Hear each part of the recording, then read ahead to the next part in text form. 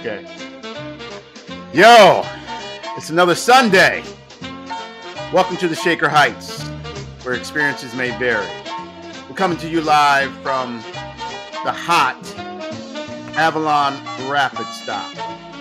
We're having AC issues at the Linfield Rapid Stop, but we thought we'd move down and become remote for this special guest of ours coming to the stage. Truly a Shaker Renaissance man. I'd like to bring to the podcast Mr. Craig Dowdell. Switch him around, put him in the center. Yes. All right. Welcome, Craig. Welcome on this Sunday. Good afternoon. Pleasure to be here with you two guys. So, yes. All right. For once in the Shaker Heights Experiences May Vary podcast, we have a guest that can actually remember me from high school, which is a feat all in itself. Yeah. Craig and I go back since I did not attend Lomond School. I went to Montessori school. Let me turn this music off. There we go. We met each other in day camp, and Craig has the most infectious smile. And every time I looked on Facebook, I never saw. I got short glimpses of it, but when he came on, just in our show interview or talk, I saw that smile, and it was Craig again, man. You remember Kugel peanut butter? We used to trip out and laugh about that. That chocolate peanut butter that was. You used to joke about that. We used to laugh about that all the time in day camp. I wonder if you remember it or if it's just in my mind.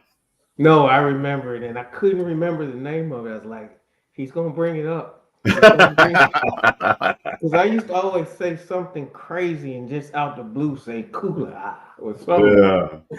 Yeah. But before there was, what's the stuff that's out now, Newtel? That was cool. I was thinking about that. They must have gone through a name change. Yeah. And man, the bullying that used to go on at Lomond Day Camp with the kickballs and dodgeball, man, that was some indoctrination and indoctrinization. That's the word. Man. You know, one of my favorite movies, because you talk about dodgeball, is the one with Will Ferrell, Dodgeball, An American Story. That was Lomond. Yeah. Wow. Gabe, if you played dodgeball at day camp at Lomond, you get hit in the face. Oh, you man. Came home with a swollen face. We were coming at it. We were trying to hurt people. And it might have started fights. Yeah. And that was... And so that was like we're third, fourth, fifth, and sixth grade. Yep. And especially when the small balls came out that you could really get some velocity on, man. Head hunting. And it was those red rubber balls. Yes. That made the little whistle sound when you got hit with it. Bing! And then it would leave a pattern on the side of you. Oh yeah. It would sting. I'm about for sure that there were some concussions, unreported concussions, and we might have some CTE right now just because of those games. Hey, these millennials and Gen Ys couldn't handle our generation. Oh, no way. We were cruel. And then remember, when you got really bored, if you ventured down towards Lomond, in between Avalon and I think it's Reedham, next street over, there was a little hill with a bunch of trees, and there were crab apples in there, and we would have crab apple fights. Oh yeah, we had those over in the Ludlow area, and we had this like little blind patch on Onaway when it runs into Keswick, and we would be in this yard, and we would be tagging cars with crab apples. We would just light them up. It was like the perfect almost not like an L-shaped ambush, but it was cars were getting tore up. And then the thrill of being potentially chased which happened a Yeah. few times. Yeah. And just running, Oh, We got chased by a driver one time. It was me, David Eaton, and Jason Grant. We were throwing snowballs at cars from Jason's yeah. house. Yeah, that And was dude, we did it at Lukey's house too. And dude, that was a pastime. Yeah. and Eric was out there with us sometimes. Yeah. But see, I was always trying to get us to play Kill the Man, and all you guys wanted to do was hit cars with snowballs, especially on half days. But I would Uh, figure, Eric, attention. for you being a pitcher, that was some great, Nah, I strength didn't want to training. get. I knew better, man. I knew better. And there's an incident that happened that I will not mention here. Craig might know about it. That happened after school with. Yeah, we'll discuss that off the air, and that's one of the reasons. So what, statute of limitations is still in effect? Hey, I'm not even going there because it involved a higher ups kid too. So. Oh, okay. Oh, one last thing before we go into a chronology of your life, because you have a very, very, very interesting life. When I started following Craig, I said, man, this is a man's man. This is a man's man. And when you hear about his story, dude, that the old Craig that we know is nothing like this Craig. So Okay. I just want to bring up this memory. Do you remember when Evel Knievel was big and people used to, in the front stairs of Lomond, that the long stairs that lead out into the street? You remember people used to jump those stairs and then just skid just short of the road with those, banana seat bikes and stuff. Yep. That was just insane, man. I can't believe we survived our childhood, man. Well, that's probably what we're suffering from right now. All our, injuries coming home to roost. And what's crazy is the bikes, because they sell one of those bikes now. If you go into Walmart, some people don't shop at Walmart. I do. But anyway, Schwinn. I was telling the wife. I said Schwinn used to be a name brand bike back in the day. Yes, your parents had to have money to get it. You had you had a Cadillac. Yep. I of course, my dad shopped at Sears, so I had one. Same here. I got a Sears bike and almost got killed on my bike, man. The brakes didn't work. Who made the chopper bike? Was that wasn't Schwinn, right? Or that was Tuffy or Huffy bike or something like that? They made like the chopper bike with the banana seat and the gear shift. And the Stingray, yeah. Yeah. Quentin Rubin, you remember Quentin had one of those. It was silver. And he used to just pop wheelies, right? He rode it like he was like Evel Knievel on a bicycle. Wow. Yeah, man. They don't make them like they used to, man. Did Craig freeze? You guys are. Yeah, he's moving. He's moving. Okay, because you guys are slow on, of course, every time the show comes on, my internet becomes gold tooth or whatever. Yeah, the localization of the stream. But okay. Wow. Well, set it off. Let's go to the Shaker experience. Yeah. When did you arrive? How did you get there? And take us from elementary school and nursery school if you started there. Tell us about it. So we actually grew up, my sister and our Crystal. Right. We grew up on Harvard and Lee, not far from the House of Wills. Yes. The House of Wills. Not far from, and 7-Eleven may have came later, but the 7-Eleven where I think you always refer to Lawson's, but I think it was Billy Fillmore got killed at the 7-Eleven on Harvard. We lived not too far from there. So we got to Shaker in 71. My parents decided to move us out of there. Crystal's 2 years older than me. Okay. So she started elementary school, City of Cleveland Public School. And I always tell this story or I use this analogy. I say, City of Cleveland public schools are not good when your mother teaches at City of Cleveland public schools and moves you out. So the reason why we moved to Shaker was because of the school system, and we moved to Avalon in '71, and think my dad and my mom finally moved out of that house in '17. Dad passed Oh, wow. away Sorry. not long after COVID, March of Mm. 2020, Sorry to hear or that, man. 2021. Thank you. Um, but we had a great life growing up there. I started, um, you said nursery school. I went to Taylor Nursery, Joy and Judy Taylor's moms. Yeah, yeah, yeah. Oh, wow. That was So, almost like the Fullers over in our area.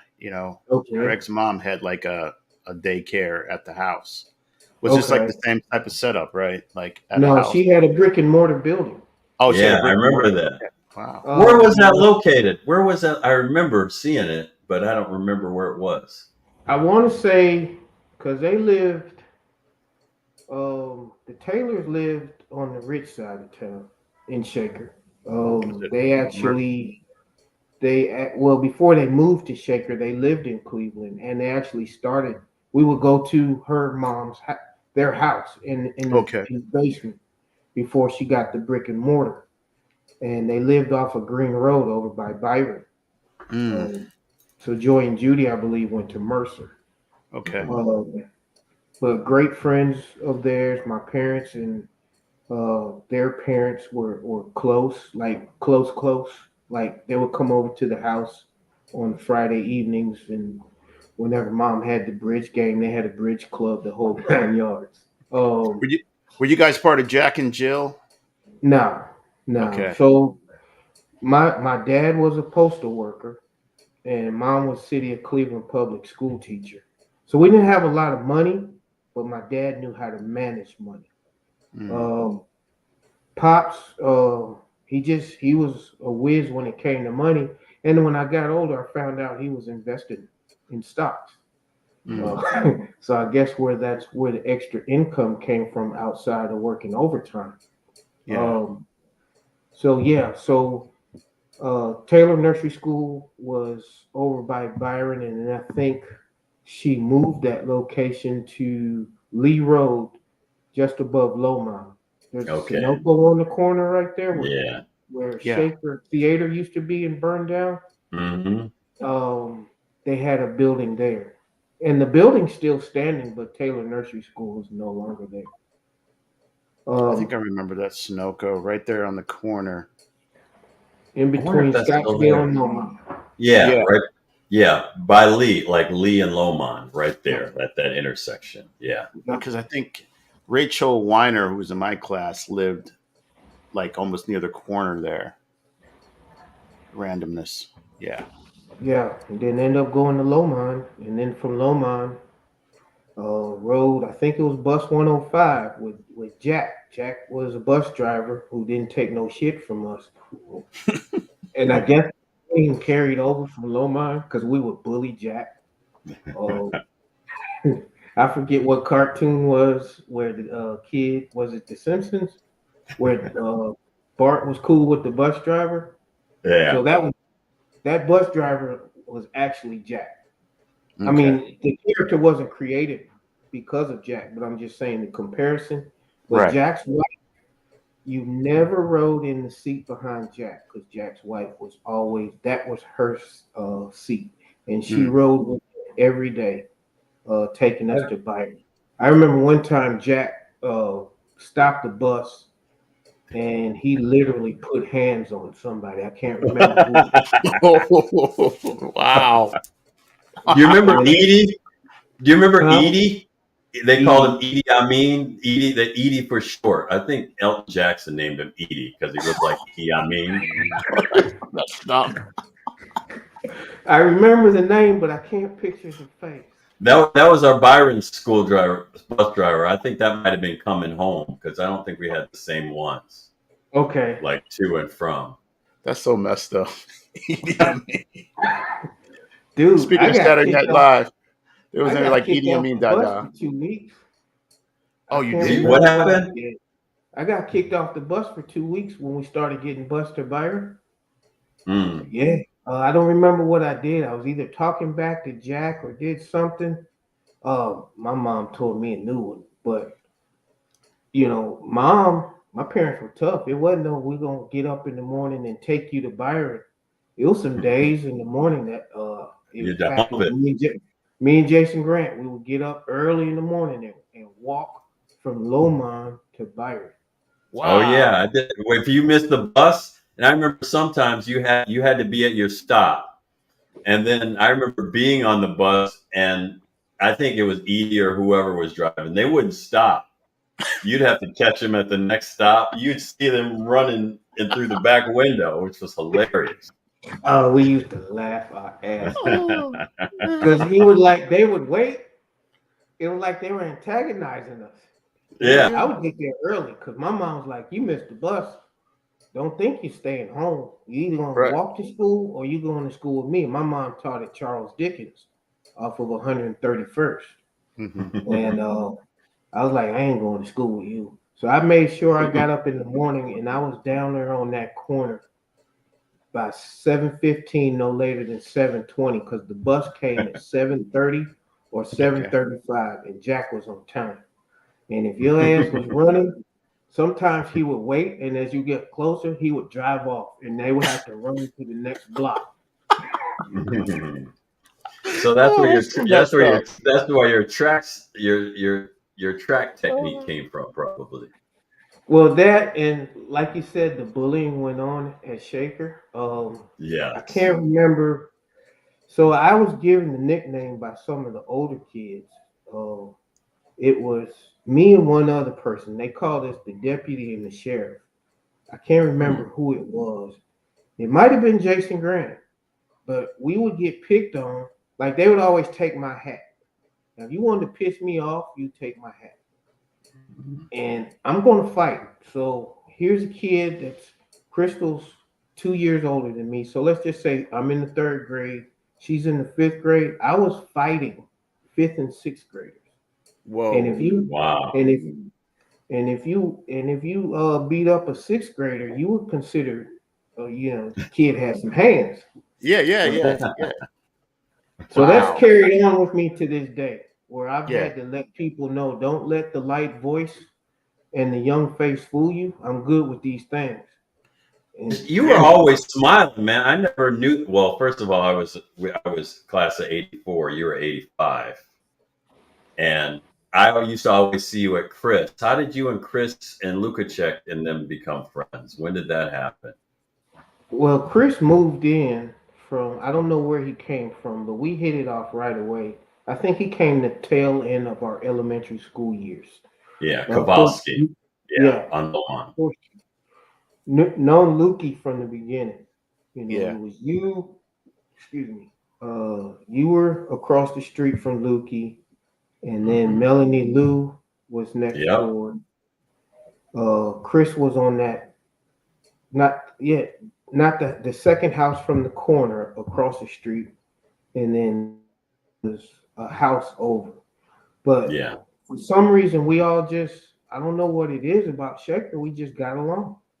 Yeah. Hmm. I mean, we would fight now. Don't like we would have hands, but we looked out for each other. Hmm.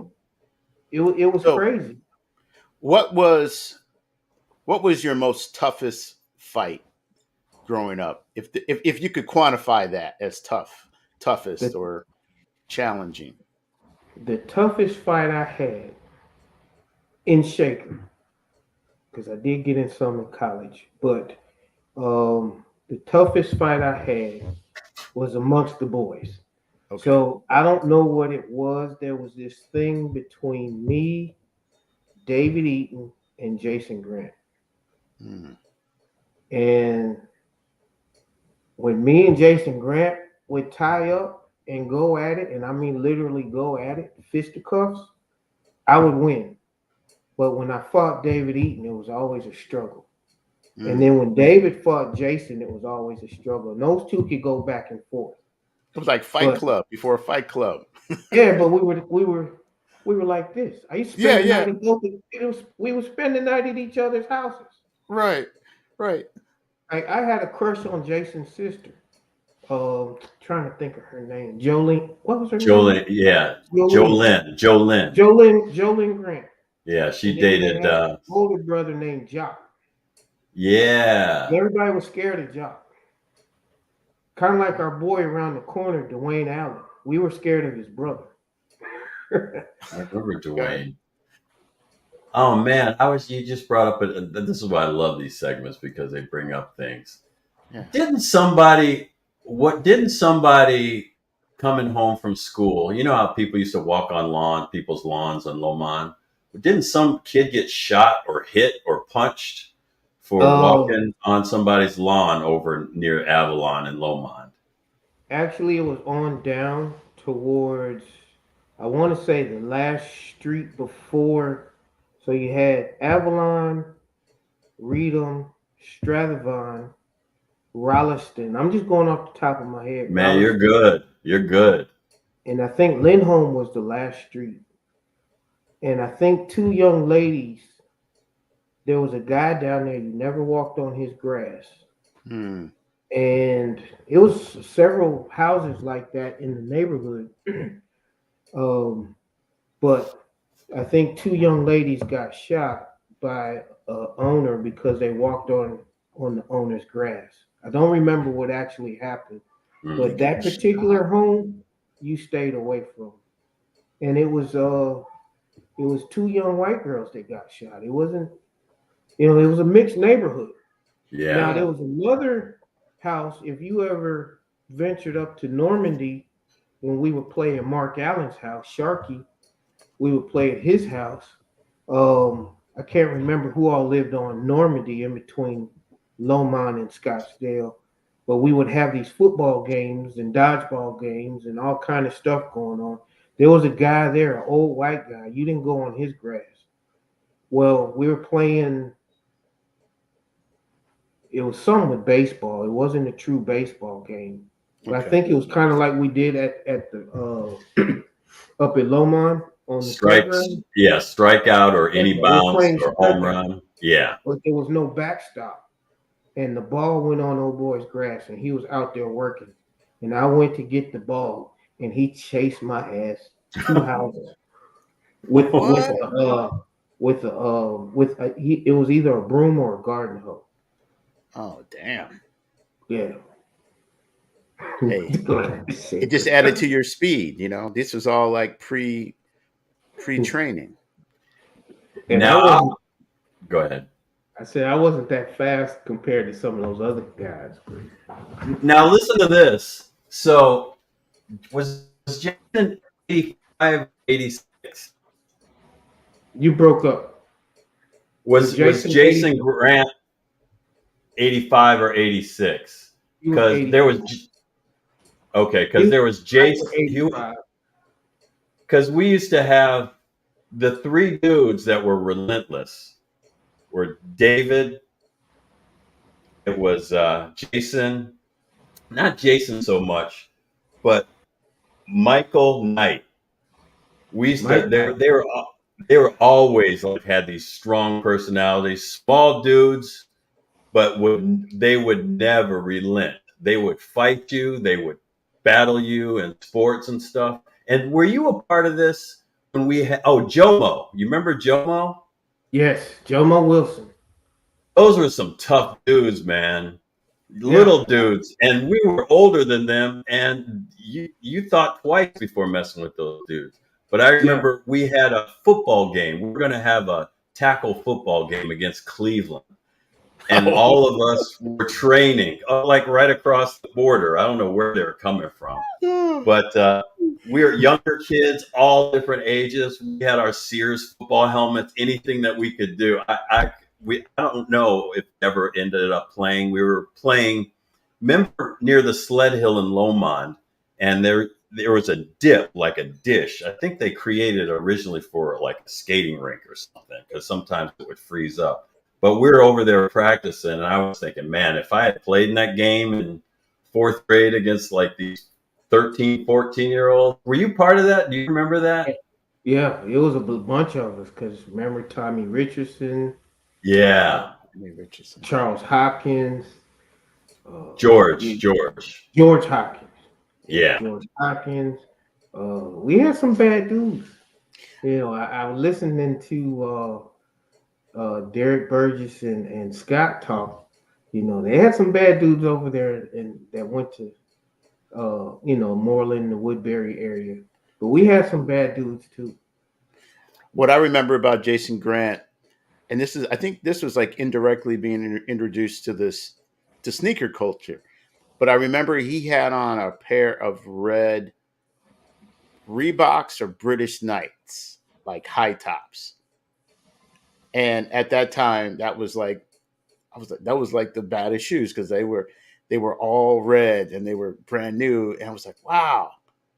But that's like a random memory I have of Jason Grant was just like the red BK or Reebok shoes. Jason, thing about Jason, Jason would stay in trouble and hang out with the wrong guys as we got older, mainly junior high and high school.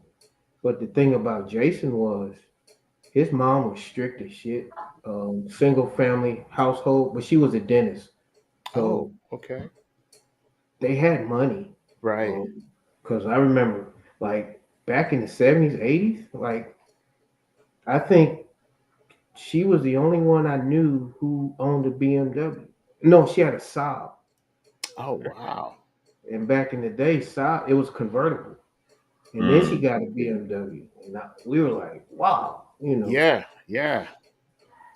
So Jason You know was what never hurting nothing. Never. Yeah. Yeah. I think he just was trying to be part of the cool kids. Yeah, and we won't talk about what the incident that went on. Yeah. Maybe another show. But Yeah. you know who I wanted to get on the show, and he goes by another name. He's got a different acting name. Jeff Harris. He used to live on Avalon, man. I remember him going off on somebody, I think from Cleveland, that tried to call him Jed. It's etched in my memory like it was yesterday. And I remember he was about to go up and down this dude's head. I think he had his boys around him, but I'll never forget that. Do you remember that? Were you there or were you privy to that? I don't know if I was there, but I remember the name. I can't picture the face. Jeff was like Jeff Steve Wynn. Do you remember Steve Wynn? Oh yeah, yeah. My sister dated his brother Ronnie, huge barrel-chested Ronnie. Yeah. Okay. Like we had some bad dudes back in the day. Jeff Harris. Yeah, I remember he was in the Ohio National Guard, and I remember talking to him about joining the Guard, and this is like senior year or something like that. I mean, it never happened. I didn't join then, but that's what I remember about him. And his dad was friends with my dad, and then his sister was Michelle, right? Michelle. You're the right person because Craig, you would know, light-skinned brother with curly hair. Yeah. Forgot. Stacey Cowan. Stacey Cowan. Yeah. He's an actor in L.A. Right. And he was on. Yeah, he was on. You would know him. All you need to do is flip open your yearbook. You'd know him. Yeah. Yeah, I need to go in the yearbook. But yeah, his sister is Michelle Campbell, I thought. Oh, no. Anyway, okay, let's get back. Yeah. Let's get back. Okay, so who were your boys like in elementary school and then in junior high? And then what was that experience like for you, especially transit? Did you start in the first grade at Lomond, or when did you start? I started kindergarten. And actually, my very first friend was Emily Blazer. She lived over on Stradivan. And so when I first started school at Lomond, he walked Lomond from Avalon to the elementary school was 5 blocks, which is pretty long, but not that long. Yeah, but for a young kid, it's long. Yeah. But back then, you weren't worried about getting kidnapped. It didn't even cross your mind. Right. But pops walked me to school, and then he said, "Well, you're going to have to start going on your own because I'm about to go back to work." Because he had taken some days off from the post office. And I said, "Well, I'll just start walking with her." And Emily was walking behind me, and that's how we became friends. But started out with her, and then I met John Cox. I met Jason. I don't know if you remember Daryl Burke. Daryl drove a red Pantera sports car, looked like a Ferrari. I remember His, the name. yeah, his dad used to fix. In fact, the building is still there, but I think it's closed up. When last time I went home to Cleveland, it was still there. He had a electronics repair shop. You know, back in the day, you got your TVs fixed. Yeah. Right. Yeah. So right Radios. there on Lee Road, just above Scottsdale, not too far from where Hot Sauce Williams was. So Okay. Daryl Burke, across the street from me was Darren Thornton. Yes. And then on up, you had I didn't meet her until junior high, so we'll get to that part. Lisa Booker, she was private school. You had Preston Pugh on the corner. Derek Wilson and I were thick as thieves. Then David Solomon moved in across. Yeah. I remember David. The Knights, you talked about Michael Knight, you know, it was 9 of them. Wow. And the funny thing is, before I moved into this house, less than a month ago, my neighbor was the youngest Knight, Fred Knight. Oh wow. Fred lived in the same I remember. building. Now I remember. Yeah. It was Go like ahead. 9 of them. Yeah. So you had David Eaton, Kanya, Michael Wells, whose dad was in the Air Force. He was always smiling. I used to see you and him at Chris's house all the time. Yep. So the group always changed it. Anita Baker, Marty Ezel, me and Marty were tight because Marty and I were in elementary. From elementary through high school, we were in the same homeroom. Okay. From Lomond, Byron, and Shaker. Marty actually was in my wedding 30 plus years ago. Isn't he an actor? Yeah. He's an actor, right? Still close. Oh, right on. Yeah. So elementary school, that's it. And then the Craddocks, Charles and John. Yeah, I remember him. And then, of course, you had the Warrens. Carlin was younger. I see him a lot on Facebook now. But Kristen, it was just a lot of folks. Oh, and the Chapmans. Yeah. Kelly. And then around behind me, you had, they lived on Reedham. You had Kelly Richardson and her sister. And then, you remember Tommy Richardson? Oh, yeah, right behind me. Yeah. He lived on Ingleside. Crazy Tommy. Yeah. A lot of people, and it all depended on who was available to hang out. Because sometimes, you would go door to door, and then Mark Allen, Sharkey, David Elliott, Mark. David Roddy. Ron Powell. Ron came later, and then junior high things kind of changed because now we're merging. You had the two junior highs. You had Woodbury and Byron. If y'all could hear, you probably hear my other half in the background. That's okay. You probably hear two dogs fighting in my background, so go ahead. But when we got to Byron, it kind of changed up a little bit because now we're finding out more about ourselves and more friends. So you start interacting with the folks from Mercer. So I started one of my best buddies in junior high because I met through Chris Kalo Kowalski was Michael Schultz. I got some stories with that guy. And that's when I met Blake Dixon and Brad Bebout and all these cats that were just like good people. Yeah. So I'm surprised you two didn't cross paths because, well, Gabe became an honorary member of the class of '85. Yeah. I don't know, because I was at all the parties in high school, and my mom was like, "There's no way you're going to a party every weekend." In the back of my mind, I'm going, "You don't understand the kind of people I hang out with," because now that I'm meeting these folks that live on the other side of the Rapids tracks, the Shaker Boulevard folks, their parents are always going, so there's going to be a party somewhere. Right. Yeah. And some people had pools, swimming pools. So like me and John Mullins were tight. Yeah. And Chris Radford.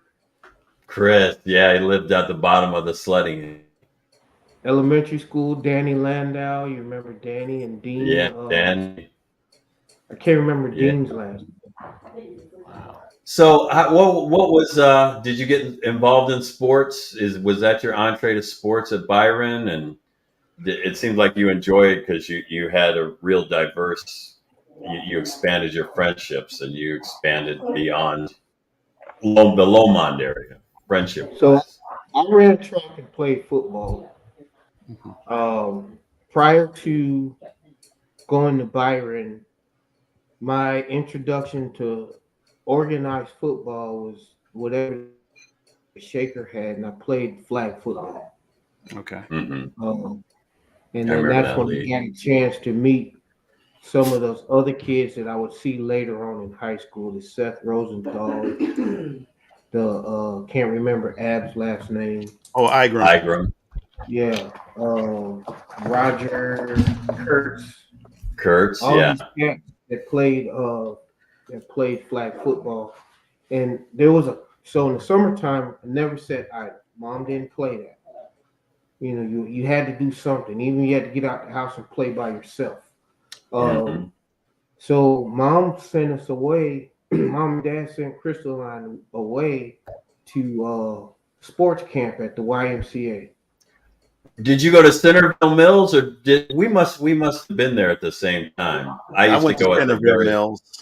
Did you? Yeah, I can't remember where it was. I thought it was far away, but when you think about it today, it wasn't that far. There was River Road and Centerville Mills. Okay. Yeah, I went to Centerville Mills. That was like out there in Aurora or something like that.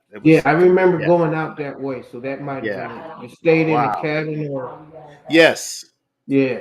Yep. So which one had the obstacle course? There was a confidence course.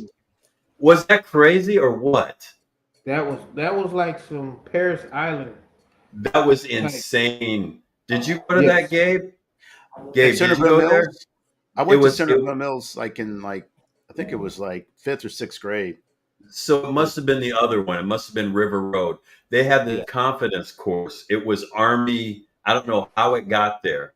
There's this thing called the Matterhorn. It went up like this and then all the way up. It had to be about 50 feet tall. And you'd have to run the whole course. You'd swing a rope and run across swing it across this huge mud pit. And then before that, you had to come down on one of those pulley systems, the light. Yeah. It was scary, man. I was afraid of heights. That's where I got introduced to. For some reason, they had hurdles or something out there. Yeah, they did. It was crazy. That's dope. So when I got to Byron, when I ran track. Math teacher, Mr. Feder, he was the track coach and the tennis coach. I ran hurdles, me and Brian Moore. Okay. And we were the truth at Byron. Yeah. So I didn't keep up with the height because when I got to high school, it was kind of a struggle, but I stayed with it. And to this day, I coach hurdles. Okay. Yeah. Academically, how were you at the schools? Like in elementary school and junior high? I mean, how did you? I was looking at some old report cards. My sister sent, when my parents moved out, she sent some stuff to me. And my mom kept this book. So from preschool all the way through, I want to say sixth grade, it's got my report cards in it. Okay. But remember, there were the paper ones, and your teachers would rate your behavior. You could get a U, a S, or in between. My mom would play that in between. I had a lot of those. I had Switch or the belt? Belt. Yeah. So my dad, he retired from the post office 40 years. Now to tell you about my dad, he's a military guy, Army. Spent he went in during the Korean conflict. And this is when the era's changed, Gabe, you being military and all. So dad got out. He was working as a machinist in Cleveland. And in 56, when he married my mom, he saw that he was going to get laid off from the machine shop. So he took a job at the post office. But in 56, blacks weren't allowed to carry the mail, even in Cleveland, Ohio. So he had to be a porter on the train. So he was a porter on the train from 56 to whenever blacks could start carrying the mail. And he eventually he was a porter on the train from Cleveland to Chicago and back. Okay. And then, of course, they had my sister. By the time he's carrying the mail, so they had the brown leather bags. They walked. So when you get to the belt came from his uniform issue. So you know public service, those belts. Yes, man. And it hung on a doorknob in the hallway. Did it have an eagle symbol? Did you get beat by the national symbol? Sorry.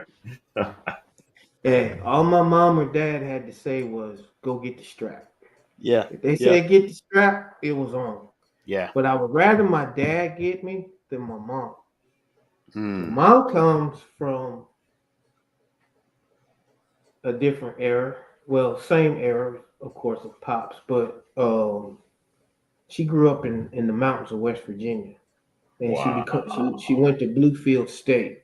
Her and her middle brother, Uncle Paul. They go to Bluefield State. Uncle Billy, he had went off to war during World War II. But anyway,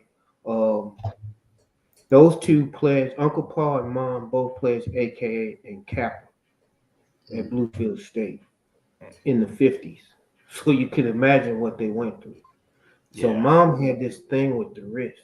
In fact, when I would go with her to when she went to teach at Charles Dickens, the kids were scared of her.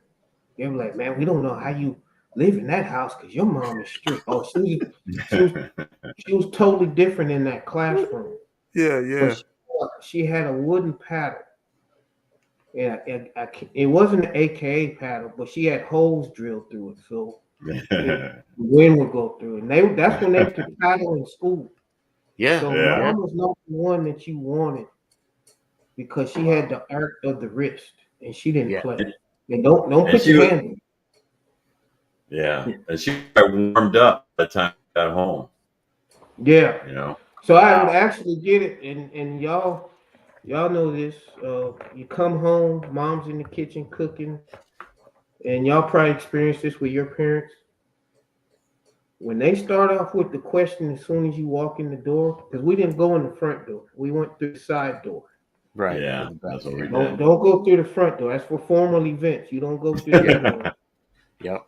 So I'm coming in that side door. I'm walking up the stairs, and of course the kitchen is right there, so she could kind of see around the corner that through the screen door, and she was like, "So how was school today?" I knew then it was on. If she started off with "How was school today?" because her thing was school embarrassing me. So being a teacher's kid, but to segue to that, the household was different. I didn't want to go the military route, but I didn't. Pops, Pops wasn't having no part of that. You going to college or you getting a job. So his experience in the military was still, even though it was desegregated in 49, when he went in 50, it was still segregated. Yeah. So his experience with the military was, you're not going. Now, if you talk to my father-in-law, he's passed away 2 years ago, he was Vietnam era. He flew O-1 Bird Dog in Nam. Highly decorated. Yeah. He flew the little Cessnas. But he'll tell you every male in America who reaches 18 should go into the military. So his I believe in national service. Yeah. Yeah. Some shape or form of that. I would, if I was president, I would have that. Like 2 years. You could do military or some other variation in service of the country. No doubt. Yeah. I did 30 years, well, 25 years in the fire service. So when I listened to y'all talk about fire department, I kind of caught that tail end. I went in. How did you wait? Where'd you go to college? And how did you end up in Atlanta? And then, Yeah. So back to the grade. You asked me. You did. You asked me about the grades, and I'm sounding like Biden. I'm getting old, people. So I will drift from time to time. I do the same thing. So the grades, when mom and dad had a plan, because Crystal and I were 2 years apart, she'd stay home for 2 years. She came out in 83. Okay. She'd stay home for 2 years, go to school. Then when I came out in 85, she could go away. So that plan was in play, but they only gave us 4 years. Okay. We're there 4 years. So they said, if you don't finish in 4, we're done. We're going to pay. You can go anywhere in the nation you want to go. Wow. So in high school, when they gave that plan and everybody's talking about where they're going to school, of course, we got guys going to the astute military academies like Billy McCrae, and then you got folks going to some of the Ivy Leagues, and then everybody else is going to Ohio State, Michigan, wherever. Craig, where you going to school? Like, I don't know. I'll be here. So my choices was Cleveland State and Tri-C. I ended up going to Tri-C East. Crystal went to Cleveland State for 2 years. I went to Tri-C East. And my grades were damn good.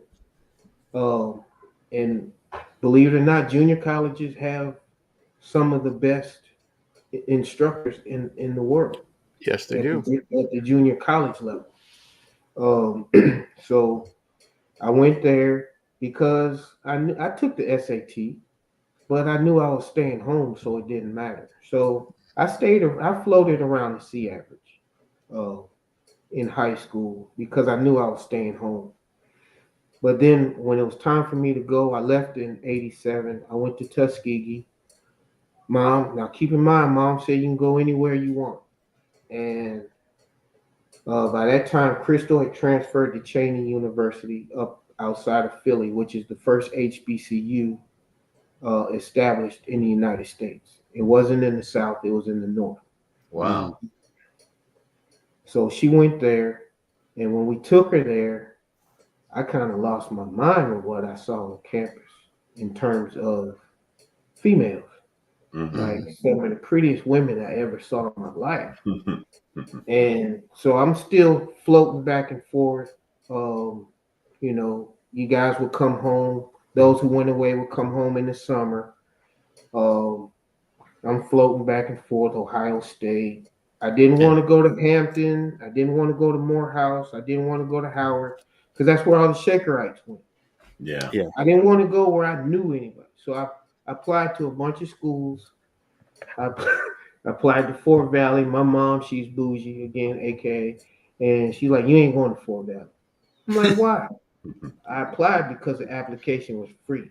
Now, keep in mind, it said I can go anywhere I want, but I had to pay for the application fees, which then Doesn't seem like a lot of money, but $10 per application or $20. I applied based on price of the application fee. Being My wife's practical. over there. Yeah, Yeah. my wife's over there laughing. So I did apply to the University of Hawaii. My mom's like, you ain't going. I said, you said I can go anywhere in the country. You ain't going overseas. Well, I'm glad I didn't, because as an adult, you need to be. If something happens, as a You gotta be parent, you need to close. be able to get to your kid. Yeah. So that wasn't gonna happen. I applied to Morris Brown. Application fee was free. It was right there at the AU Center with Clark, and I applied to Clark. I didn't apply to Morehouse because everybody from Shaker was going there, or fam. I applied to Virginia State. I got in at Virginia State, and I got in at the other schools as well. But mom came home from church one day, and she goes, "Hey, I got a school for you. What about Tuskegee?" Now, the only thing I knew about Tuskegee University was they had a flight program, and Marty Mhm. Ezel's mom would send him down there every summer. Single household, single mom. So Marty was a Boy Scout. I stopped at Weeblo, and Marty's a pilot Oh, I didn't know. Wow. because of that program. And I was like, well, I don't want to go to Cheney because it's a suitcase college. Everybody goes home. I wanted to experience that college life that everybody was having, like you had at Ohio State. I want to be able to tell all these stories. So I ended up at Tuskegee, and I got down south, lost my mind. The ratio was 13 females to one male, and I met my wife down there. But prior to that, I was already in Alpha, just having a great time. I got in the South. I said I ain't going back to Cleveland except to visit, and I haven't been back except to visit, and that was in '87. Wow. So I've been in the South since '87. So So what was like the biggest adjustment as you resettled there in the South? And was it because Tuskegee is in Alabama or yes, Georgia? Yeah. So you're in Georgia now. So what was like the biggest adjustment for you coming from the North? that Northern attitude Uh, when I went down south, because no everybody salt on speaks. grits. Well, I had grits because my mom's from West Virginia, so Okay. the country state in the Union is not in the South. It's West Virginia. Population 12, Kaiser, West Virginia, population 15 to 2,000. If you didn't Wow. work for the railroad or the paper mill. So I spent 2 weeks every summer with my grandfather in the Mm. hills, in the mountains of West Virginia. Did you ever run So, across? I'm sorry to cut you off real quick, but I heard this term over the last couple of years, Melungeons. It's like people from the West Virginia hills that may be black with mixed with other things, but they're called Melungeons. no, I never. Okay, I'll share the term, Okay. but anyway, go ahead. Sorry. Yeah, no, I had a great time there. But Yeah. so when I got to Alabama, dealing with the countryside of the house, it was no problem. Yeah. What was a culture shock was everybody spoke.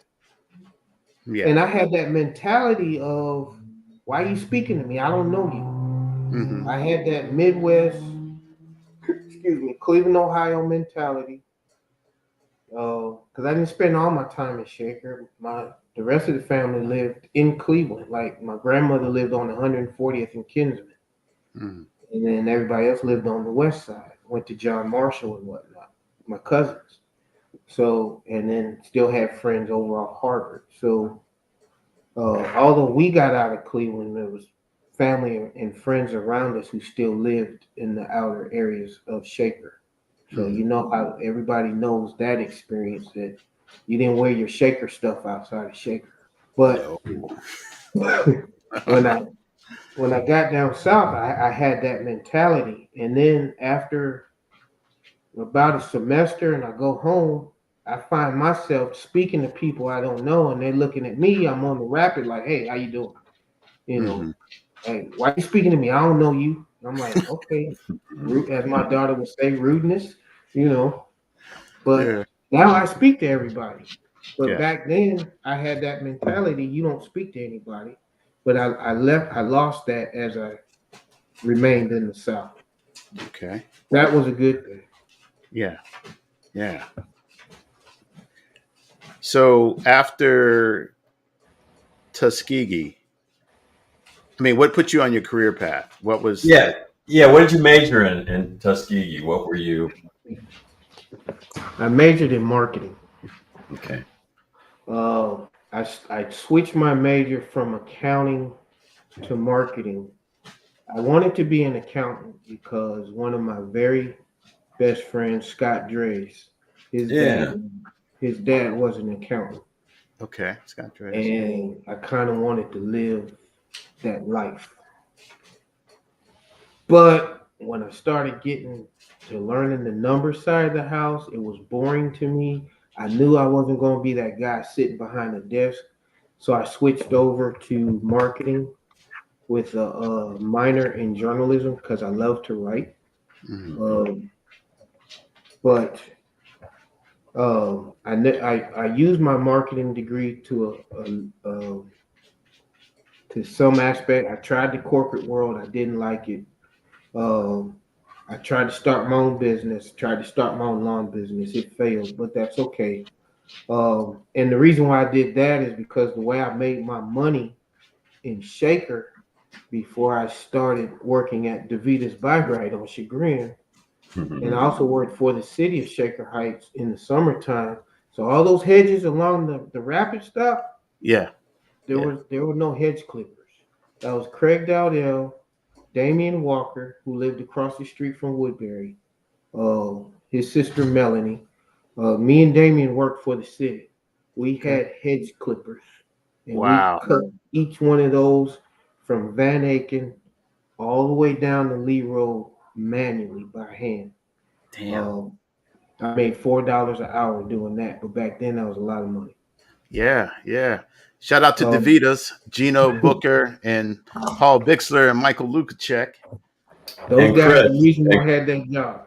Yeah. yeah, Chris was there. I thought Michael was Sam at Ivy. Yeah. Michael was at Shaker Drug, or did he move there to because his sister Claudia worked there? I I I digress. I can't remember. I had some good times working there. Um, I learned something that back then. So I used to stock the shelves and then bag groceries. But the full time stock clerks were union. Mm. Those dudes were making $18 an hour Back Back then. then, back then. Wow. wow. 18 bucks an hour. They had their birthdays off, and they had to be gone by a certain time. But because I was part time, I had to finish my shelves. Right. Wow. Man, some crazy times. Yeah. But I did that from my high school and then my freshman year of college, and then I pledged and walked into DeVita's one day, and Mr. DeVita said, "I don't need you no more." But I was online, so I didn't. I didn't. It didn't phase me. So that summer, I ended up working for the city of Shaker Heights. I also drove those little Cushmans, picking up y'all's trash. Have you seen? Ah. Have you go to our site, our website? I Oh did yes. Yes. A Cushman tribute, Okay, and on the back of the shirt it says "Keeping Up Appearances." dude, that was hard work. But we were Yeah, done. You get there at 6 in the morning, get on your Cushman, go do your route. We didn't. If your trash can was too heavy, we didn't pick them up. We left your trash, going to the next yard. Um, but whoo, yeah, that was some hard work. But we were done by 9 a.m. But we get paid for a full day. And nice. Wow. those guys were full time as well. The latest you ever stayed was noon. But by the time Man. I got home, I was asleep until about 6 because it was just it was hard work. Mm-hmm. But I again, because working outside and then as a kid shoveling snow to make my money and raking leaves, I tried to start my lawn business and it didn't work. But Yeah. it's okay. And I ended up going to the fire department in '94. Okay. So the fire department down there in the city of Atlanta, or I started off in the suburb of Atlanta, East Point. okay, Uh, East Point had 5 fire stations. wow, Um, that's huge. so when I started there, 120 full-time career firefighters. There have been 10 blacks on the whole fire department in '94 out of that 120. That included the fire chief, the training chief, and training officer. Um, my class was pretty much the first class that really started integrating the fire department in East Point.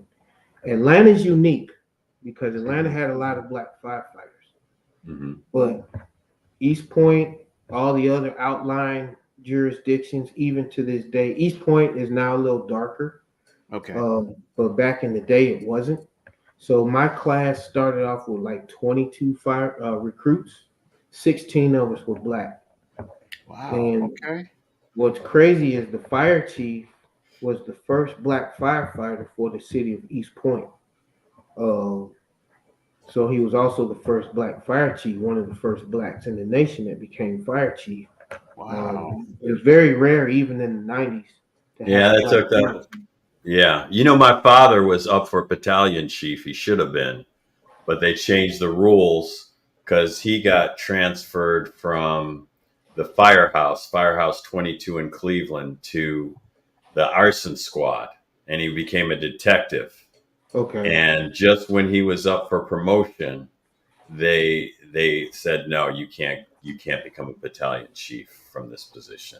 And then he retired. So yeah, that's And crazy. Go ahead. they still use that against guys today.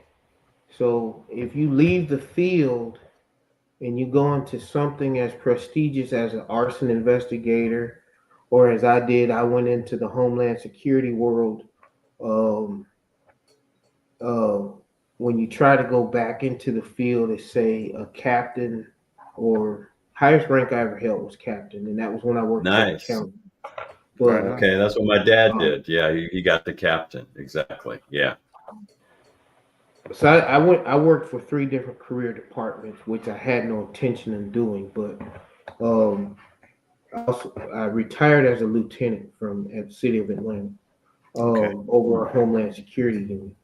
Um, but what they do is, because when you start getting into the battalion chief ranks and above, in most career departments, um, they're appointed positions. You don't test for them. hmm. So they'll use that. Well, you don't have enough experience leading crews and all that. They'll use that against you. So a lot of guys will step down from, say, an arson position to go back to the field so that they can move up through the operational ranks.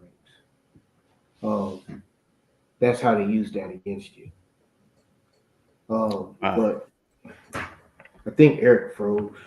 Okay, yeah. Let me see here. That's him calling. Hey. Hey, I just totally went off and my computer just turned off. Oh, okay. All right. So yeah, we'll wait for you to come back on. Okay. All right. Yeah. Ladies and gentlemen, we are experiencing technical difficulties with the internet transmission cables. So here we are. Thank you for everybody who's watching. Uh, Eric will be on shortly. There's some gremlins out there messing with the internet fiber optic cables between Rochester and where am I? I'm at the Avalon Rapid stop. So in my mind. so, so yeah, man. Wow. Um, Smoke eater, right? That's what you call you guys, smoke eaters, right? Yeah, Yeah, Smoke Eater, Fire Dog, Dragon Slayer. I yeah, loved it. I yeah. loved it. Wow. I fight fire with the best of them, but I never really. Guys used to get mad at me at the station. So one Why's thing I that? learned, especially in East Point, and then when I left East Point because it was a small department, wanted to go to a larger department. So with the smaller departments, you had to wait on somebody to die or retire to move up. Right. Like Right. my lieutenant was hired on in '66. I Wow. was born in '67. So here I am in '94. Like, why is this dude still working? Right. But Right. anyway, and then my sergeant, he got hired on in the '60s. That was the driver of the rig. Right. So I decided to move to a larger department. I went on to Fulton County, which Atlanta sits in Fulton. East Okay. Point sits in Fulton. Um, so I went there. Same thing. There was a lot of discrepancies. We had formed a chapter of the International Association of Black Professional Firefighters. Were they the Uh, Vulcans or was uh, it New York well, only? Vulcans was a faction of the IABPFF. Okay. And those dudes are heavy hitters, especially in New York, Yes. Philly. Those boys are the real deal. But in the Yeah. South, where you're pretty much like Georgia, you're in a right to work state. Um, you're at the mercy of your employer. So Yeah. we had a union, but there was no collective bargaining. And I wasn't going to join the union because what the union boys would do is take your dues money and use it against you in the courts if you tested well. Uh, Mm. so I became vice president of the IBPFF. We had a couple of discrepancy studies done. We showed where there were some hiring differences. So when I got hired on in the county, there was one black out of 600 career firefighters. There was one black battalion chief, one black captain, Wow. even though the fire chief was black, Chief Strong. Hmm. Uh, as time went on, because of that discrepancy study, things started to change. Hmm. And more blacks started getting hired. In fact, one of the guys that got hired on that I helped get a job was Cornell Penn. He came Yeah. out. Oh wow, Cornell. I remember Star him. running back, Kent State. So I actually trained Cornell. He was in the class of '98. Wow. Uh, Was he 85 or 86? he's a '86. Yeah. Okay. Yeah. Yeah, Yeah. I vaguely remember him. yeah. Wow. Uh, so yeah, we had some times. I got blown up in '97. Uh, actually, 1 year on the job. Was it like With a the was it like a gas pipe explosion or backdraft? no, What? this kind of when you look in today's environment, Yeah. you got to remember '95 you had the Oklahoma City bombings. Yeah. '94 you had the incident out west with Randy. I can't think of his name with the wife, the son that got killed when Yeah. they tried Yep. to raid the cabin. And then Yes. in I remember that. '95, as a response to that, you had Oklahoma City with Tim McVeigh. Yeah. Well, in '97 January, it was maybe 6 months from the '90 Park bombing, Hmm. in which I was on duty that night before the county. Um, so in '97 uh, January 16th, the day after my wife's birthday, um, it was the first time a secondary device was used in the United States against public safety. That Oh. was the abortion clinic bombing. So if you ever see that footage of the Atlanta abortion clinic bombing, there's a firefighter laying on the sidewalk. That was me. Whoa. I walked Whoa. around 3 times and never saw it. Yeah. But when it went off 30 seconds later, it dropped me like a bad habit. But I'm still here to this day.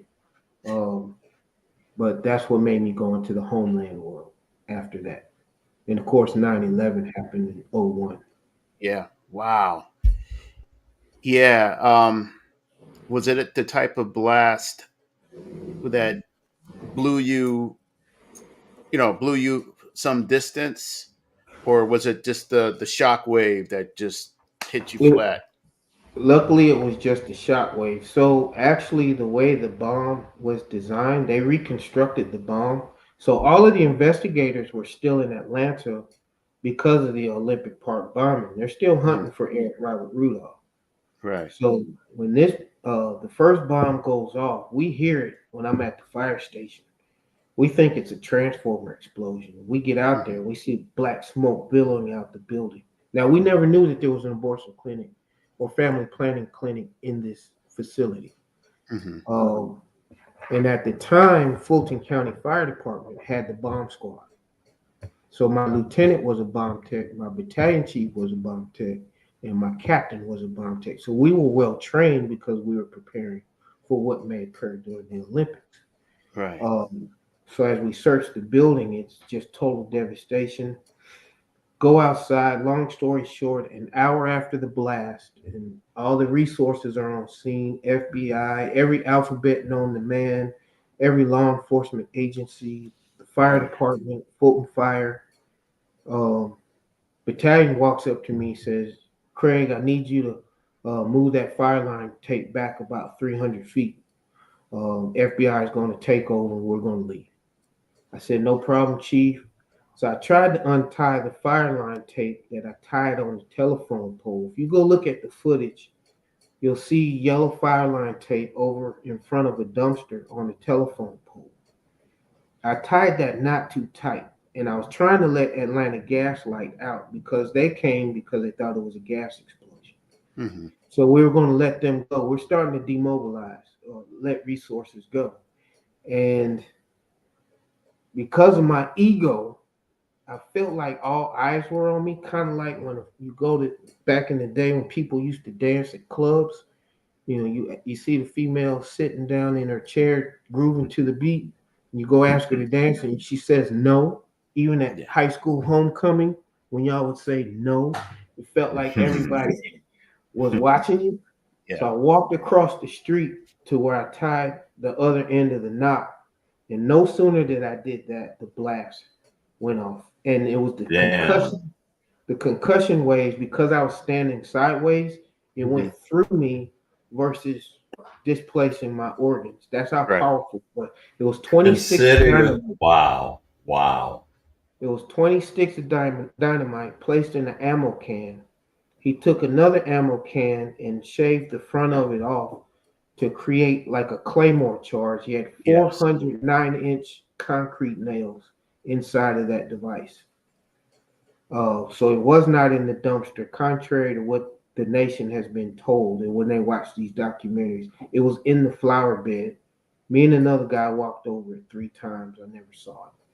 But luckily, there was some cars parked there. The way it was, the directional charge was going towards the command post, and those 3 cars were parked there.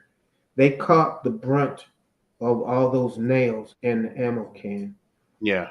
I was wearing my glasses, not these, but I had on a pair of glasses.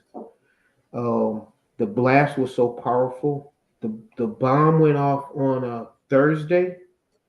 They found my glasses the following Wednesday, a quarter mile away in the parking lot of Kmart on Wow. Roswell Road with 285.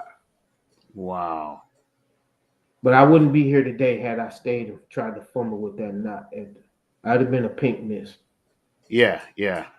Did Yeah. anyone get hurt? Did anyone else get hurt? Was anyone closer in proximity or inside the building? Did any?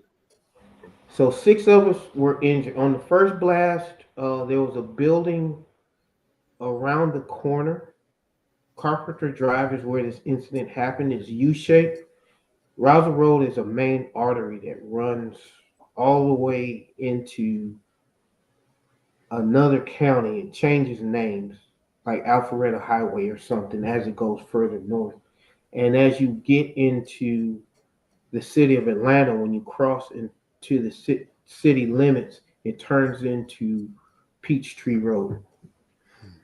So it's it's Peachtree Street. Y'all heard the stories of Peachtree Street. So anyway, um, that building, one guy was hurt there.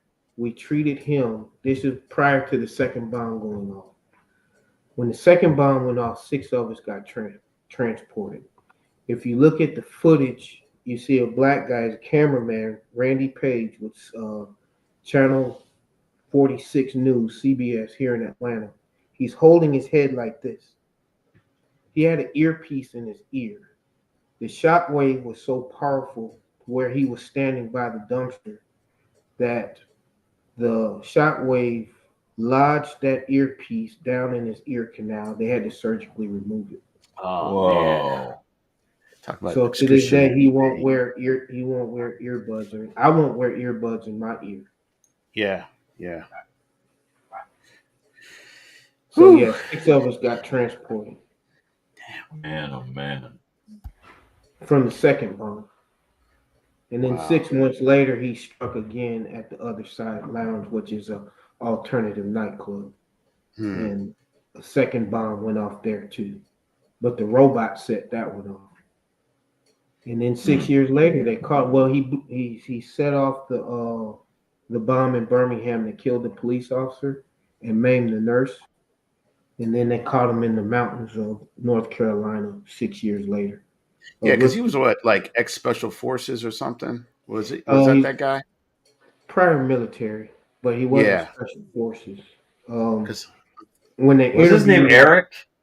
Eric Eric? Robert Rudolph, Yeah. Yeah, I remember now. yeah, a rookie cop caught him dumpster diving. He was looking for food. yeah, that's the guy. Because he was living out in the woods off the land Yep. for a while. Yep. Yeah. Wow. And he was Yeah. given a death penalty, but they because he told them where all the bombs were up that he made and planted in North Carolina, they let him live. One bomb was so powerful that they had to evacuate within 2 mile radius when they detonated. Oof. He was no joke. Yeah. All right. Shockwaves are no- Not to lighten things up a little bit, but to move away from that, because wow, we just saw an episode just then. You have a daughter that went to HBCU. She was in either cheerleading or track. She has your smile. She has your smile. Yeah. Tell us about her. Maya, that's our second born. Maya, she was. Oh, so you have two. Okay, sorry. So my son Malik, he was a hell of an athlete too in his day. So he played baseball, something I didn't do. Of course, growing up north, it was kind of looked at as not a sport for us. But then I got down south and saw how many. I know you played baseball, Gabe, but I attempted to play. when I got down south and saw how many young black boys were playing baseball, to this day, ironically, I ended up coaching baseball. Wow. Okay. Because my son played, and it's a great game. I loved it, but I wish I would have learned when back in my day. But anyway, he played baseball. He also played football, wrestled, competition, swim, Okay. and he also did competition cheer. Okay. And that came about because we put him in gymnastics, but it was so expensive. But with his tumbling skills, we put him in competition cheer. And when we would travel around the country to the various competitions, he had a following. That's how good Wow. he was. Wow. But that played over to him. That hand-eye coordination and speed transferred over to him playing baseball and football. He also played soccer, but the reason why he played soccer in the off season was because his receiving coach wanted him to get good with his hands, so he put him at goalie. Okay. Yeah. Yeah. And then and got my agent over here in the corner. I wasn't gonna bring up mine until I talked about the firstborn. Anyway, yeah, Maya ran track. She did competition swim, and she also did cheerleading, competition cheer, and she cheered in high school and college. Um, but her favorite sport is football. She is what Dakota Fanning was on Remember the Titans, and Mom blames me for her being like that. In fact, in college, I went down there to visit her one year. She stopped cheering in college after her freshman year. And I'm sitting in the stands with her. She said, Dad, I got Albany State's losing. She went to Albany State and Albany, Georgia. And she said, Dad, I got to go down on the field and get these guys rallied up. I said, Maya, you can't go down on the field in the middle of a game. They ain't going to lock your ass up. She said, they call me coach. She goes down on the field, and one of the coaches turned to her and said, Coach, talk to your boys. And she goes over there and gets those guys hyped up. I couldn't believe it. Oh, right on. Right on. Yeah, man. And then I coached track in high school. I was inspired by our coaches, Coach Richards and I believe Coach Ellison, or Coach Ellis, Patty Ellis's dad. I think he coached Shaker. So where on that timeline was Rice? Because Burgess mentioned Bob Rice as the coach. Bob Rice was the head coach. He was the head coach. Okay. And I won't use the word that Derek used. I'll use a synonymous word. He was a prick. Now, we love Coach T. Kelly. Yes. And all the assistant coaches. T. Kelly squat. T. Kelly squat, baby. When I coached youth football, I had my boys doing that. Of course, I changed the name. Yeah. I couldn't say T. Kelly. That did not have to explain it. Yeah. But when I coached in the park and at the middle school, when I coached in the park at Redan Park, they'd say Redan. I'd say Redan. They go squat. So I had them doing that. And when I coached at the middle school, Austin Road, they say squat. Yeah. I'd yell Austin Road. But yeah, Rice was the head coach, and he was a very difficult man to deal with. Yeah. He controlled a lot of destinies. Yeah. There's a lot of guys should have went on to some big time sports. Yeah. I see that all over, and I didn't know if it was an eligibility thing, but I won't go to the sport, but I saw a lot of people coming up through Little League, which I thought for sure would have been playing in high school. Clifton Ellis for sure. Yeah, Cliff was a lot of was people. bad. Yeah, Keith Farrell, a lot of different people, but yeah, that's hindsight now. You know, the only black player on the baseball team in our year was George Hopkins, I think. Yeah, George. Hopkins. Yep. We have some beasts. Terry Allen, all those cats. Yeah. You know, yeah, we're dedicating next Sunday, matter of fact, a memorial bench in the courtyard, and Terry's name is on that. It's going to be well. I mean, the names are not going to be on it, but we're going to read out names. But he's on that. So, yeah, wow. So, how often make it back to Cleveland? I try to get back annually. I got hurt, so I'm not traveling this summer. I try to go back, clean off, because no one's there anymore. My mom, actually, my sister, moved her just outside of Philly to an assisted living independent home, not about 10 minutes from where she lives. Just outside Philadelphia. So I go home now just to clean off my dad's gravesite, see some family members, and then come on back. Yeah. We don't have a house anymore. Are you still tight with any of your high school friends online, or do you? So yeah, Marty, Ezel, and I are close. In fact, Marty is pretty much my financial advisor. They do this whiz. Okay. State folks in finance, but Ohio, Marty is my guy. He's in Dallas. And then Al Hunt. Al Hunt is also, he and I are still close. So those are some of the close guys. But when we got out of high school and started down the college paths and our different very pathways that we all went. I have friends from Warrensville, Shaw, just people who we didn't pretty much interact with during our high school years that Mm-hmm. we're friends now. Oh, good. Yeah. So shout out. Outside of the city, Shaker. Well, shout out to another high school friend who's in San Antonio, Texas. I'd like to have on Luther Johnson. Yes, Luther. There's another Lomond sports camp or camp person. I got a funny story about Luther.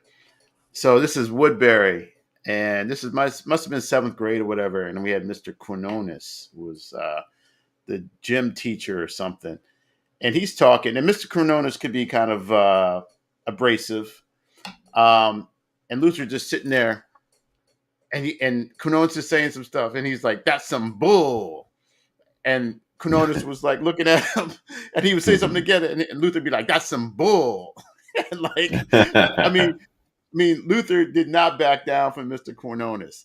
Hopefully Luther remembers that story, but I just remember him just sitting there, "That's some bull," you know. Well, he had a shout out on Craig's Facebook list about Craig coming on. I was hoping that I'd see him. Yeah, out there, Luther.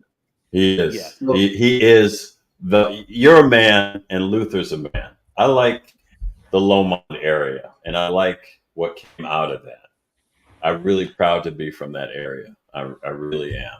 Yeah. I'm also getting a little bit clamped as I say that, as my eyes get all glassy. But yeah, I really enjoyed that experience. I really did. You all going to lose next week in kickball. Moreland and Ludlow versus everybody. So yeah, it you know, it ain't happening. Well, the only reason why you won't. Yeah. I'm on the DL, so you know. For any injuries. Yes. Oh, I've been mentioning that like on the promos on our 84 page, but I'm gonna do one now. So if you're gonna play kickball with us, this is a little side thing for anybody in 84, 85 come through. But if you're gonna play kickball with us next Sunday at Ludlow from 2 to 4 p.m., yeah, play at your own risk. We're not responsible for strains, breaks, aches, heart attacks, seizures, none of that.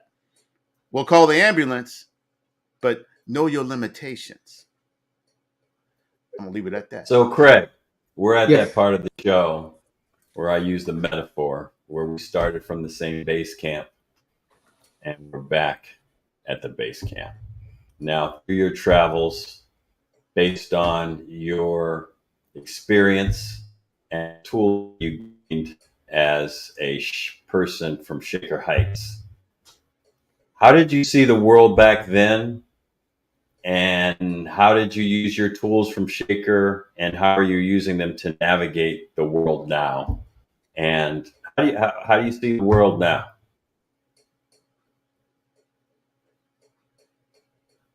How do I see the world now? That's a good question. That's a lot to unpack there. Wish I would have thought about that prior to. Shaker itself, I think that's an experience that I don't know. There might be another place in the United States like Shaker Heights, Ohio. I haven't heard of it yet. I've seen it kind of play out in movies like The Breakfast Club. I've had Saturday detentions, folks. I told my mom I was going to study them. The Malins. Do you remember? Oh, were you part when we cut school one day because of a Mr. Baird test? Oh, you weren't in our class. Yeah, I never cut school at Shaker, but when I see Ferris Bueller's Day Off, I see Shaker all the time when I watch. Yeah, we got 2 detentions for each period that we missed. That's a whole show. We got to do a whole show on that. People were getting picked off by the cops down at the terminal tower because we took the rapid to hide. Ooh, that's a whole nother show. But anyway, go ahead. Yeah, no, I was scared to cut school because my mom was a teacher. But get that scrap. The Shaker experience, I think it's like no other. I'm glad that I had it. One of the best things that I can recall from Shaker that I have done with both kids and now my grandson. My grandson is 7, but he started swimming when he was 3. Oh wow. Wow. Yeah. And I told my I told my wife, I said, when I went to Shaker, one of the requirements was, I mean, we had indoor pools at both junior highs and the high school. Yeah. You had to learn how to swim before you Mhm. graduated from high school. Yep. Yeah. And even in at day camp when we went swimming, if you forgot your swimsuit, don't worry about it. They had one for you in the sanitizer, and you Yeah. get I your remember that. warm pair of swim trunks, or the girls will get a warm onesie out of that because they were cleaned and sanitized. Go put this on. You're going swimming. So all the kids and my grandson, they know how to swim well. Right on. I thank Shaker for that. Um, the other thing is, as we get into these political debates, I'll probably unfriend some folks today and sometime through the week, and I'll probably get unfriended myself by some. But what Shaker did was they taught us how to be analytical, something that these millennials and these uh, Gen Ys, Alphas don't have. You know, I remember on Fridays before you went home at Lomont and then at Byron and then again at Shaker, go home, cut out an article, one local, one national, one international, and be prepared to speak on it Monday. Yeah. Um, so I know how to vet news and newsworthy news Yeah. because of Shaker. I know how to deal with certain people. People that have money. Like I tell folks all the time, I have friends who I remember Michael Schultz, you know, different income bracket, but great person, great family. You know, a lot of folks in Shaker were not stuck up because of what they had. It was just something unique about that city. Yeah. Um, Hmm. Not that we didn't experience Of uh, course. Yeah. different things, but it was there. But like Michael, for instance, both his parents had Jaguars, and then he was supposed to pick me up one Friday night, and we were going to go to, I don't know, maybe Catherine Ziegler's house for a party, or John Dent's house, somebody's house for a party. And he said, "Hey, I'm coming to get you." So I'm looking for the Jag out the window as I'm watching Miami Vice. Anyway, What a moment.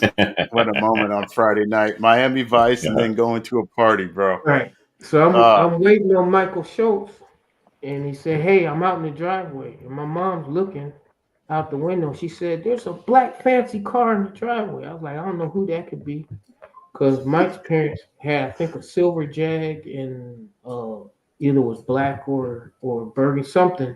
yeah. Mom and Pop had one, and he wasn't driving that yellow Datsun B210 that he and his sister shared. He was in a black Porsche 911 Carrera. Whoa. Wow. Well, what had happened, he had taken Ball his in. mom's Jag. He had taken his mom's Jag earlier to that day, and he may correct if he ever gets on and tells his story. But he hit a parked car and wrecked the Jag, Ooh. and Dad just goes and picks up a Porsche. Wow. And Wow. I'm like, I hit my parents' fence in the driveway, and I'm not allowed to drive the Buick LeSabre or the Ford. Yeah, yeah. Wow. But those things of knowing how to be around people of different status than you, I learned Hmm. because of being in Shaker. Yeah. Being able to because not all of our family and friends lived in Shaker, still lived in Cleveland or in the mountains of West Virginia. I was able to transfer those experiences down to Tuskegee, and it just Mhm. has transpired on. And I Well, try Yeah. to I call, give the kids well, some. I just want to add this. I consider Shaker the cultural exchange program because we learned how to do that, and they learned how to converse and talk to us as well and understand that, we're just people just as they are, no matter what socioeconomic standing is or Right. was. But go ahead. This may not have anything to do with your question, but one thing that sticks out, I remember Tuskegee on the way home was 12 to 14 hours in a car. And we were on the way home one Thanksgiving break or Christmas break, and we stopped off. This is the reason why I don't stop at any stop now if I'm on the road. Of course, I have a thumb rule now. Anything over 6 hours, I'm on a plane. Really Yeah. over 4. Mhm. I'm with you. But we stopped at a gas station in some dark exit in Tennessee, and we stop at the gas station to get gas. So we get out. I forgot who it was. One of my buddies was going to pump the gas, and we all went in to get some snacks and some drinks to continue on the road. Well, there's an old white guy behind the counter listening to some country music, and he's whittling. True story. And his dog is sitting behind the counter with him, just laying there, and he just kind of looks up with that eye, and he just continues to lay there. And as we make our way to the back cooler to get our drinks, guy goes, I ain't been coon hunting in a long time. We stopped everything, went on to the next exit. So if I'm on the road, I only go to well-lit exits, well-populated exits. 100%. Isn't that crazy? I never thought about that stuff until like since the Obama administration. I never worried about where I was, but I'm always aware of where I am. And I've worked in corporate America for 25 years. And I never thought about being the only black person there or what have you. But now I am definitely aware of where I am at all times and what they're saying and how they are saying it to me. Even if it's nice, there's a condescending way to tell me who I am to that audience. Correct. Situational awareness. Situational awareness. Even when we crossed that border, not far from Kings Island on 75, there was a burnt cross on the side of the highway. Big old huge cross. And I tell people all the time, racism is just as bad in Ohio, especially once you get past Columbus, Yeah. than it is in the South. Yeah. People don't believe me. They're like, "Oh, you from Ohio? You don't know nothing about this." I was like, "Look, I'm telling you, there's some places up north that you better not go. They've got those sundown rules." Yeah. A friend I worked with was deadly honest with me. Matthew Williams from North Carolina. Grew up in the same town Michael Jordan did. He told me, he goes, "You think down south is racist, don't you?" I'm like, "Yeah." He goes, "At least down south, we tell you to your face." In Ohio, over in Ohio, I worked with Rubbermaid over in, damn, I forgot. It's hours from Akron. Damn, I can't remember the city's name. He said, "You just don't hear the things they say about you. I do." I was like, wow. Yeah. Wow. Yeah.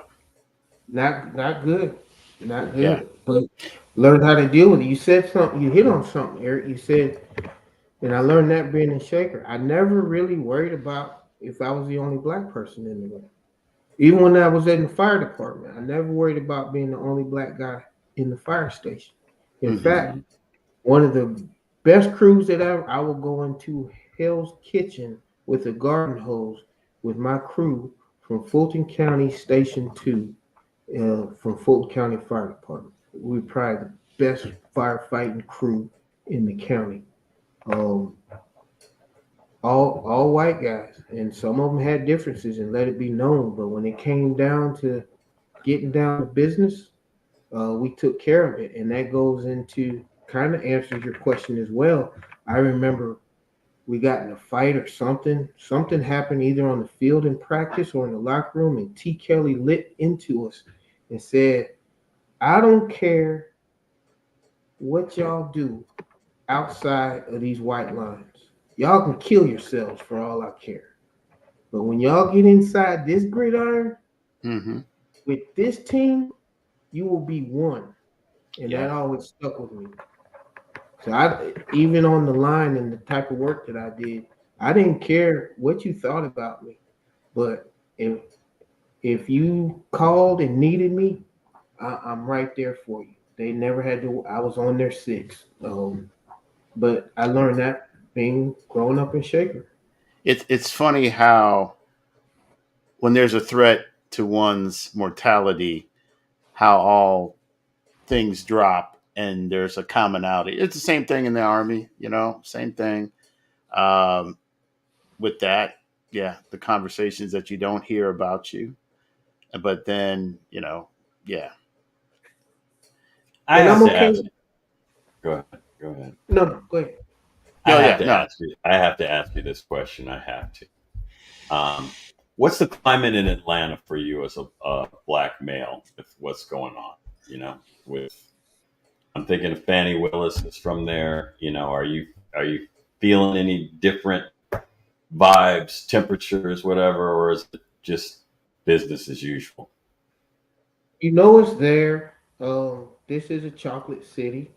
A lot of people want to ignore what's going on. I'm more upset with folks who look like me or trying to ignore what's going on Mm-hmm. Yes. as it's happening in real time. Yeah. But for me personally, I'm okay. And I guess because of, 30 years in public safety, 25 years as a firefighter. Had I stayed in, this would have been my 30th year. Um, and then uh, 14 years in law enforcement. My my mentality is different. Now there's some things that I do has nothing to do with being black or white. I will not to this day go in the grocery store listening to music. Oh, yeah, no. Mm-mm. Um, because I am in the South and I'm in a state where anyone can carry a firearm. In fact, you can walk down the street in real time with the AR-15, and Open as a carry. law enforcement officer, I cannot say anything to you unless I know you are a convicted felon. You are allowed to carry that firearm as long as you don't brandish it in a threatening way. I go nowhere without one, and I when I go into public spaces, I no longer. I used to zone out by listening to my music, but I have to be ready because it can Yep. come from anywhere at any time. That's the Wow. Understandable. climate we're in. Yep. I'm at that dilemma right now. I never liked guns. I remember going to the gun range after we graduated from high school or in college. And in Columbus, Mark said, "Hey, you want to shoot this?" And it was some 45. I shot it. I gave it back. I don't like the power behind it. I don't like the responsibility behind it. But I'm starting to come to reality, and it might be too late by the time I purchase one, but or feel I need to. Never say never. It's never too late. Yeah, I just, Never I say never. just like it. I don't like the power and force behind it. I just With every don't. power It's just comes a not great me. responsibility. First Every time I power. Yeah, fired a maybe I have a firearm. problem with responsibility, The first time I especially shot looking a at firearm, probability. Go ahead. Go ahead. I was saying the first time I shot a firearm, I was a Cub Scout. That was the first and last time when we went to some camp. We were Wolf Pack One over at Lomond. They took us to Hmm. some camp and we shot 22 rifles. I never picked up a firearm again until I went to the police academy in 2010, Yeah. Mm. Yeah. which is crazy. That was like Which me, is, Yeah. Army, you know, when I went in 2007, first time formally, training with the firearm and everything. So, yeah. That's right. And Mm. Eric, you discovered that there used to be a shooting range at Shaker, right? Oh yeah, in the basement. Yeah. Were you aware of it Gabe? Were No, you aware of it when it was no, there? I don't know no. if it was used. I heard some people going to, but they had a sharpshooter team or something. Yeah. what? And I think, yeah, yeah. Now, one thing I didn't know, uh, I never knew how to go through the ranks for the military. I thought that everybody enlisted, and I think this was done by design with Shaker because when I got down south, damn near every high school damn near all of them, not all of them, have ROTC. Yes. Yep. I'm like, what is this ROTC thing? I never knew about ROTC till I got to college at Tuskegee. Yeah. And my frat brothers were all either Air Force or Army. And now Tuskegee has Air Force, Army, Navy, and Marine Tiger Battalion. If you want your kid to go to Tuskegee, shameless plug.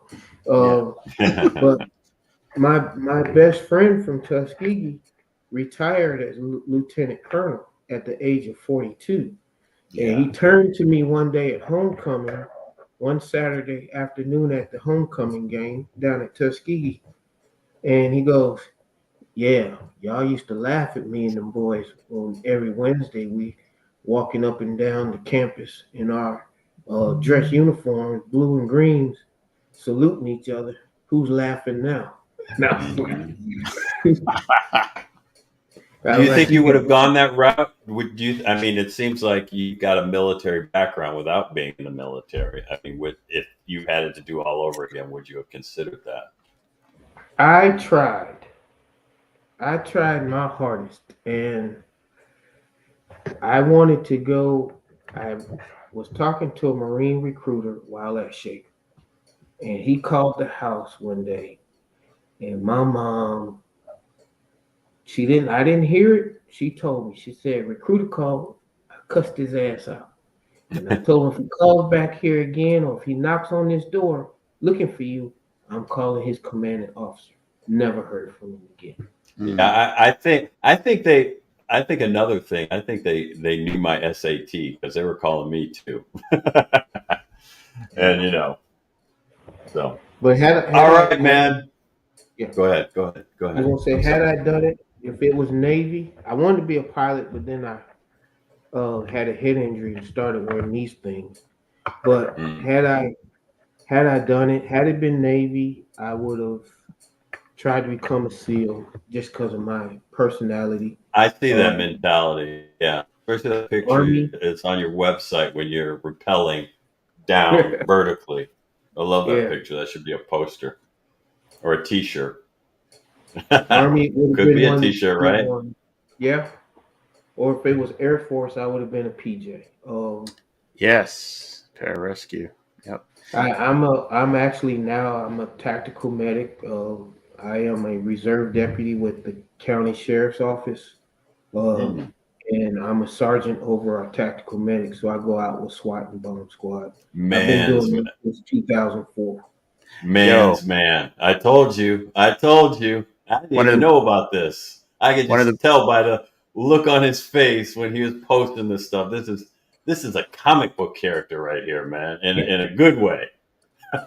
Hey, it's like the old saying for the Green Berets back in the day: quiet professional, and that's how you roll. I was gonna say, what do they call the Israeli tourniquet? Because that's what we called it when I was in the Army. Because we always had to carry them in case Do they call it a different name now? So you have the CAT T, the combat application term. Okay, CAT T. Okay. Yeah. Okay. The CAT T is used. Teach it to all civilian folks on the job. Teach it to all law enforcement. Yeah. But there is an Israeli trauma dressing, which is an ace bandage with trauma gauze sewed into it with a Velcro snap. I carry one of those with me everywhere I go when I'm on duty. But it works, and I've actually had the opportunity to work with some Israeli guys. Those guys are jammed up, man. Yeah, that was just the name we called it. Yeah. When I was there, and then we also carried tampons. Yeah. I carry those too, and the reason why not all wounds require tourniquet. You can't put one someone's junctional areas or torso or neck. So a tampon, they have devices now where some agencies spend an arm and a leg for them, but all you gotta do is go down the street to the grocery Yes. store, drugstore, buy a tampon, and you put it. It's full wound pack, and you put it in the wound, and then it Yeah. expands and stops the bleeding. Are Real they simple. still using chitosan, the powder? Because we had the No, old packets, the those quick clot yeah, and the HELOCs. They got away from yeah, quick clot and HELOCs. They now embed it into the dressing itself. What okay, they found was, especially in the domestic setting, using the quick clot, which is great stuff. We used to teach it to our medics. It actually, you could feel the heat once you put it in a wound, but hmm they now embed it into the dressing because what they found was surgeons in the domestic setting who have not um, had experience with it, they didn't hmm know what to do when the patient got into the ER. I see. Wow. All right. Yeah. We are at about 2 hours. Where did the Wow. time So, go? and we haven't done our commercial, so we're gonna close this. I like to talk to you afterwards, but attention spans and how they are. But who would you now think about? You have to think about this. Who could you help get onto our program that you think should be on our program? Who could I get on the program? Well, it's a lot of folks that you already named, and a lot of folks. Man, the Fun Bunch was fun to watch. Oh yeah, you like that, huh? I love all episodes of this. What you all are doing is amazing. It just brought back so many memories that I wouldn't have remembered for this show, but it triggered a lot of stuff that I forgot. So for this show, who would I like to see on there? You named a bunch of folks already, Yeah. or they've been named. Luther, I Eric, would like to Eric. see. I don't have contacts for him, but Seth Rosenthal. I would love to hear his story. Yeah, Now I don't know how true it is, but I actually heard during Obama's first term, because I believe they were in law school together. yeah, He was in the running for being the AG. I'd like Wow. yeah. I'd He's like down here in DC. I'm supposed to connect with him when I get back from Cleveland. So okay. he's Big Willie down here in the DC area. Yeah, Blake Dixon, uh, Brud Bebout, Bro's yeah. coming Bebop's on. coming on at the end of the month. Marty Zell's a good one. He's another Yes, quiet. Now that dude's a quiet professional. yeah, Like you would think that he was a geeky type guy. Marty's another. yeah. I Uh, like. Yeah, we got to And get him coming on. from Anita, you, yeah, that's got to be something. Yeah. Anita Baker's here in the Atlanta area. Okay. Um, just a phenomenal woman. I'd like to see her on because she's got stories about just the female side of the house. Like we don't hear like Yeah, yeah. We're we trying had. to get them. We're trying to get the females on, the ladies on, and you know, some of them Like, are shy or just We've I got don't. Sheila Knight coming on. Yeah, yeah, yeah, Yeah. tell her I'm very proud of her brother Fred. yeah. I saw that He posting that you had yeah. about her brother. Yeah, I used to know Herm. What have you?